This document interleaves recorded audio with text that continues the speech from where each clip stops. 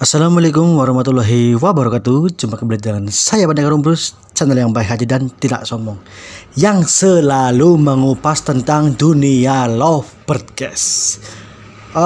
Kali ini saya akan bongkar rahasia cara pemilihan burung bahan yang prospek, yang saya anjurkan untuk lomba, yang saya anjurkan untuk kalian semua para pemula.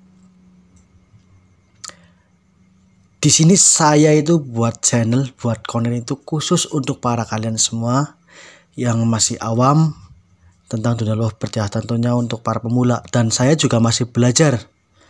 Adanya channel ini semoga membantu paling tidak teman-teman yang masih awam tentang dunia lovebird bisa menambah wawasan, bisa menambah pengalaman, dan sedikit menghemat tentang pembelian burung ya, tentang pembelian burung. Jadi sebelum video saya lanjutkan,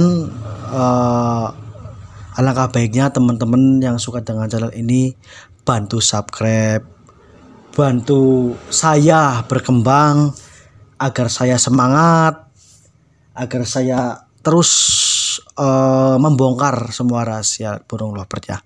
Jadi tolong buat teman-teman subscribe dulu. Saya tunggu dari sekarang, oke? Saya mau cerita dulu. Banyak subscriber saya yang bercerita tentang mengenai beli burung mahal tapi tidak jalan di gantangan, tapi tidak sesuai harapan, tapi tidak, bahasanya itu membanggakan majikannya, membahagiakan kita lah ya bahasanya. Ini saya bikin konten ini jam 1 sambil menunggu sahur ya. Jadi mudah-mudahan teman-teman bisa menyimak dan berguna tentang konten ini. Pertama-tama teman-teman itu kalau prinsip saya ya, karena prinsip saya itu kan penikmat proses. Saya nggak pernah beli burung mahal, bener swear. Saya beli burung mahal itu mahalnya 100.000. Itu pun terlalu mahal menurut saya. Kenapa? Karena saya itu nggak mau bahasanya itu dibohongi. Saya dulu itu memang waktu belajar lovebird itu saya sering dibohongi sama ya, sebut saja oknum lah. Ya oknum saja ya, beli prestasi, beli jaminan durasi, jaminan juara. Ternyata harga tinggi bukan berarti burung itu berkualitas. Harga murah belum tentu burung itu tidak berkualitas. Maaf, saya tidak menyinggung siapa-siapa. Mohon maaf banget, saya tidak menyinggung siapa-siapa. Anggap saja oknum ya, oknum saja seperti itu. Adanya burung mahal itu karena rawatan konsisten, karena pemilihan materi, karena pemilihan bahan ya.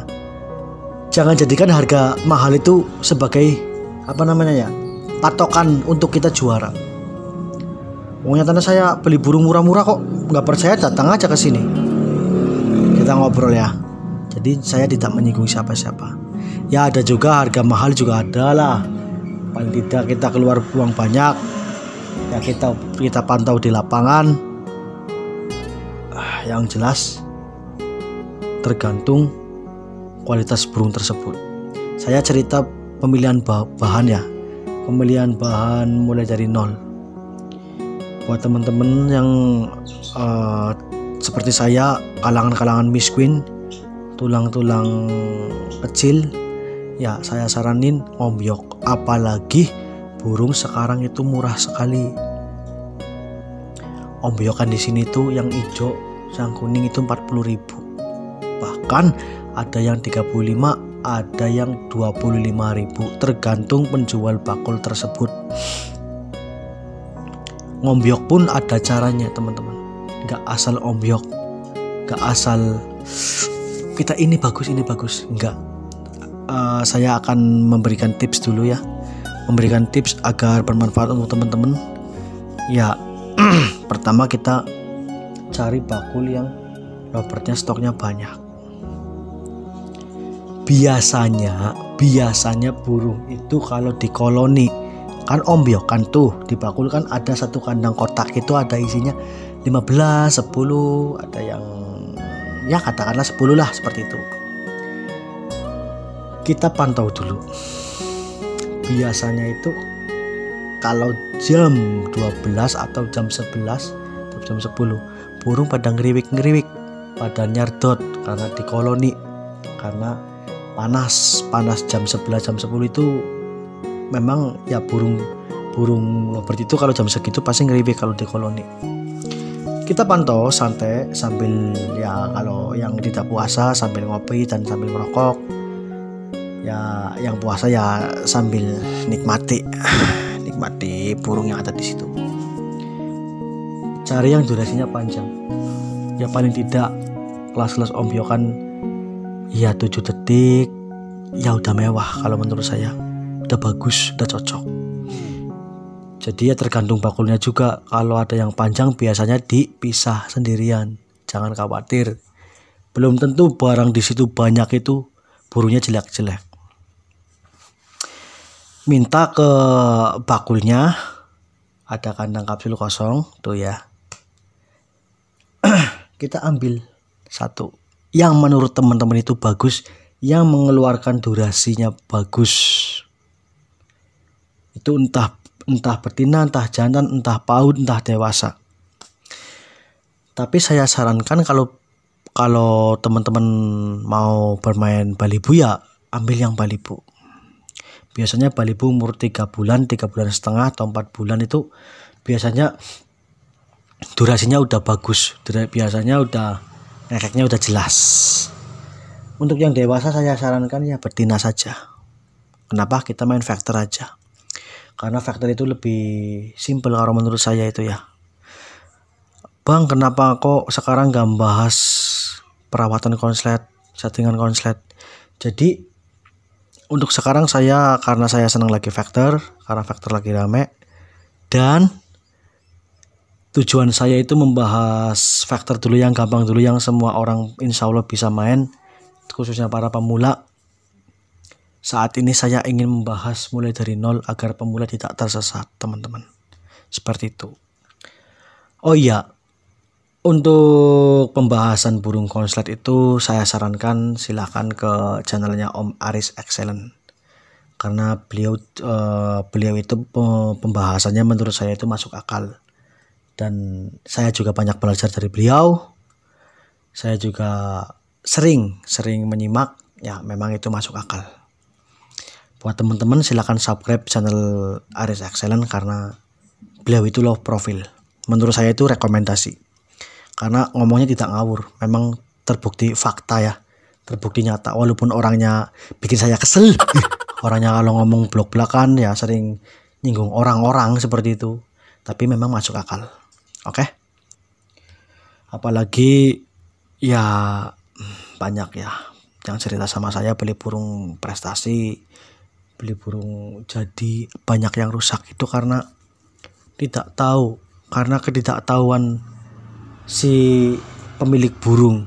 Setelan awalnya kadang tidak dibocorkan oleh pemilik yang pertama, atau burung tersebut itu menurut saya tidak dirawat dengan baik, tidak mengerti apa yang maunya burung seperti itu biasanya seperti apa. Ya mulai dari sekarang saya akan menerangkan mulai dari nol ya. Bahasanya itu mengerti perasaan. Kalau cewek itu mengerti perasaan, nah, cewek itu harus dimanjakan seperti itu. Oke, lanjut ke ombyokan tadi.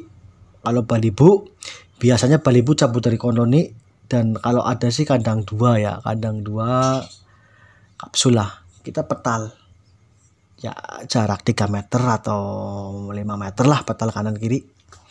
Saya jamin pasti ngekek. Bang, kalau kelamaan ya ngekek gimana? Ya kalau karakter kering jangan disemprot, tapi kalau karakter basah disemprot. Ya semprot aja nggak apa-apa, dua-duanya semprot. Ya kalau syukur-syukur karakter basah. Biasanya kalau karakter basah itu disemprot dia mau ngekek. Karena ada burung yang disemprot mandi semprot, ada yang birahi, ada yang tidak birahi. Kalau yang tidak birahi itu biasanya burung yang kering. Tipe kering itu kalau semprot tidak mau ngekek. Ya, kita tunggu aja. Berapa menit? 30 menit atau berapa? Pasti burung akan nyardot, akan ngeriwik. Itu kalau balibu. Kalau dewasa nggak usah semprot. Kita cari yang betina. Masih kandang 2. Pilih yang factor. Biasanya tuh kalau di ombyokan kita mainin suara pancingan factor biasanya akan respon. Kita pilih yang sangat factor. Kita pilih yang kuek kuek kuek kuek kuek kuek kuek, pasti ada, saya jamin kalau betina. Nah, di situ kita ambil satu, dan kalau ada kak sangkar 2 kita ambil lagi satu, kita track seperti itu. Kalau burung itu mau ngekek nggak kelamaan, ya walaupun diawali dengan cik cik cik, memang itu karakter factor, cik cik cik cik kek. Biasanya kalau dewasa itu ada yang tembus 10 detik. Jangan khawatir burung-burung panjang dipisah sama bakulnya, jangan khawatir. Belum tentu bakul tersebut tahu burung itu durasinya panjang. Karena diombyok. Kalau diombyok burung jarang durasi, jarang ngekek panjang karena diombyok. Mau ngekek panjang gimana? Langsung ditarungin ke temennya. Palingnya nyartot lah, seperti itu ya. Tips itu semoga bermanfaat buat teman-teman, khususnya buat kalangan-kalangan pemula seperti saya yang masih belajar tentang dunia lovebird. Mari kita belajar bersama-sama. Untuk rawatan dewasa betina ya seperti biasa, seperti yang saya katakan channel-channel sebelumnya, konten-konten sebelumnya ya. Walaupun dapat dari bahan, kalau betina saya sarankan pakai millet polos. Jangan langsung kencang, jangan berambisi. Dah ya, percaya saya saja. Nanti birahinya akan naik sendiri. Wong di millet polos saja birahi bisa naik. Bisa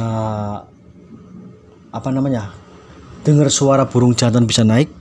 Dengar burung betina sesama betina bisa naik. Untuk rawatan burung yang saya sarankan tadi betina ya kita asingkan. Jangan khawatir kita ambil durasi 7 atau 8 detik atau 10 detik. Nanti akan melar sendiri kalau di lapangan. Saya jamin. Seperti itu. Syaratnya kalau dewasa ya umurnya yang mapan sekalian. Yang 2 tahun kayak apa, yang 1 tahun setengah kayak. Kalau nanggung ya kalau menurut saya kurang. Kecuali burung mulai dari PAUD, enggak masalah. Tapi kalau kita beli dari ombyokan yang umur nanggung 8 bulan 7 bulan, kalau menurut saya tanggung. Sekalian yang tua sisan. Yang tua sekalian umur 2 tahun atau setahun setengah. Biasanya mental burung tersebut udah jadi. Tinggal kita poles. Oke. Untuk perawatan yang betina single kita sendirikan aja. Millet polos, mandi malam, jangan lupa EF-nya timun. Terus asingkan. Nanti kalau birahinya udah turun, insya Allah durasi akan jalan sendirinya dan akan gacor. Jangan salah paham, jangan gagal paham. Kalau betina dikasih pakan kencang itu gacor, jangan salah paham. Biasanya oper birahi, tapi kalau di millet polos sama timun tuh birahinya turun, larinya ke gacor, larinya ke ngekek, karena birahinya pas, nggak mau kawin. Kalau soal emosi nanti naik sendiri, jangan khawatir ya. Bang, kalau di kerodong gimana bang? Nah, nanti akan saya bahas ke konten selanjutnya. Ya, boleh di kerodong nggak apa-apa, tapi slidingnya dibuka setengah aja. Yang dikhawatirkan kalau burung di full kerodong, nanti bulunya ambrol. Karena kerodong itu gunanya untuk menaikkan emosi, teman-teman. Makanya burung saya itu kalau sendiri di rumah itu nggak saya kerodong, satu ruangan satu burung itu nggak kerodong, saya ablag. Kecuali hari ini atau besok mau lomba atau mau latber atau mau latpres, hari ini saya kerodong, slidingnya dibuka. Tujuannya buat apa? Biar emosinya naik. Biasanya burung kalau di kerodong setengah itu nanti di bawah gantangan enak. Pas mau berangkat tutup slidingnya. Di lapangan masih dibuka settingnya, jangan lihat burung lain apalagi PAUD. Nanti kelakuannya bisa ikut-ikutan ke PAUD ya, seperti itu. kita latih terus rutin. Kadarnya burung bagus itu karena sering jalan-jalan ke lapangan, sering digantang, di situ mapan. Insya Allah nanti akan jadi juara. Bang, kalau dewasa apakah bisa nambah durasi? Bisa. Tetapi nambah durasi tersebut, burung itu historinya seperti apa? Karena burung panjang bisa pendek. Kalau toh rezeki Anda burung itu eksprestasi atau ternakan dari panjang-panjang, burung itu akan kembali ke durasi yang semula. Tapi dengan satu catatan, rajin-rajin berangkat ke gantangan dengan perawatan seperti tadi, mandi malam, timun, satu burung satu ruangan. Tapi ada juga yang bilang dewasa itu tidak bisa menambah durasi. Memang tidak bisa karena basicnya udah seperti itu, karena bakatnya udah seperti itu. Itu titik maksimalnya seperti itu. Tapi jangan kita putus asa. Kalau burung ombyo kan dapat durasi 7 detik, insya Allah akan nambah kalau burung itu eksprestasi atau ternakan panjang. Jadi kalau ada istilah dewasa bisa nambah birahi, bisa tidak, bisa iya. Tidaknya karena bakat burung udah terbatas seperti itu. Iyanya kalau burung itu historinya burungnya panjang, basicnya panjang durasinya. Jadi dengan cara perawatan seperti itu nanti akan kembali. Nyatanya burung-burung saya itu dari ombyo kan dulunya itu durasinya paling 7 detik, 5 detik. Sampai sekarang sampai 30. Kayak karena seperti itu. Untuk perawatan lovebird ya yang balibo itu lebih baik teman-teman ya pilih yang bagus-bagus, yang di petal itu langsung ngekek, ya ngapak-ngapak sayap, ngunci. Kan kelihatan tuh. Durasinya ada yang 5 detik, 7 detik, jangan khawatir nanti bisa panjang. Kalau dari balibo saya jamin bisa panjang. Cek di beranda saya terapi perawatan balibo mulai dari 0 sampai berdurasi panjang ya. Menambah durasi panjang untuk lovebird itu ada di channel saya, simak di situ. Saya sarankan beli balibo itu ya 4 biji lah. Kan murah-murah tuh 30 ribuan kan dapat bakul. Kalau dibilang bang saya mau beli 4 ini 30 ribuan boleh nggak? Pasti dapat, pasti dapat. Ya kalau nggak dapat 35 ribu ya pasti dapat karena belinya banyak. Kalau dewasa saya sarankan juga ya 2 atau 3 atau 4 gak apa-apa. Nanti kalau ada yang bakat 2, yang 2 nggak bakat, kita jual lagi yang 2. Kan ruginya nggak banyak.